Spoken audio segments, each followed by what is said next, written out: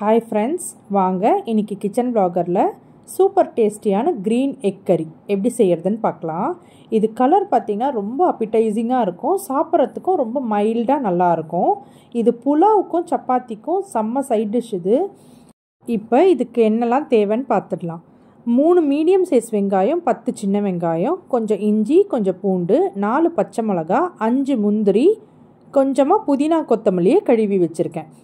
இதுக்கு பார்த்திங்கன்னா வெங்காயம், பச்சை மிளகா, பூண்டு, இஞ்சி எல்லாத்தையுமே ரஃப்பாக சாப் பண்ணிக்கலாம். ஏன்னா எல்லாத்தையும் நம்ம வதக்கிட்டு அரைக்கணும்.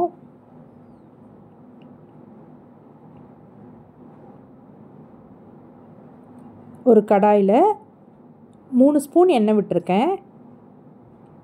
எண்ணெய் நல்லா காஞ்சதும் 1 ஸ்பூன் அளவு சோம்பு சேர்த்துக்கிறேன்.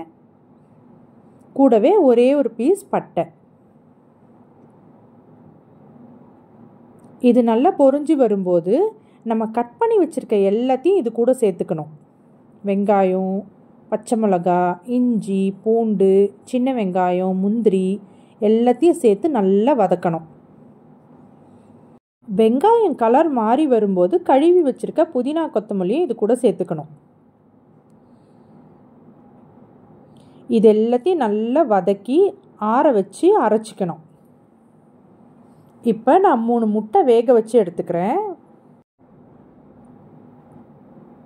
நான் வேக வச்ச முட்டையை 2 கட் பண்ணி வச்சுருக்கேன்.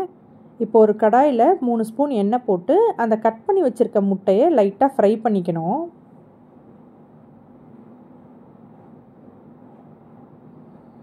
பாருங்கள், இந்த அளவுக்கு ஃப்ரை ஆனால் போதும்.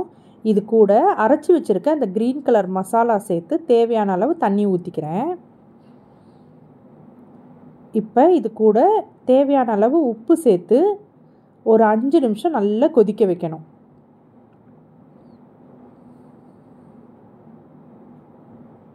இது நல்லா கொதித்து வரும்போது டார்க் க்ரீன் கலரில் மாறிடும். பாருங்கள், 5லேருந்து 10 நிமிஷம் நான் நல்லா கொதிக்க வச்சுருக்கேன். அவ்வளோதான், ஃப்ளேமை சுவிட்ச் ஆஃப் பண்ணிக்கலாம். இதுக்கு கார்னிஷிங்லாம் எதுவுமே போட தேவையில்லை.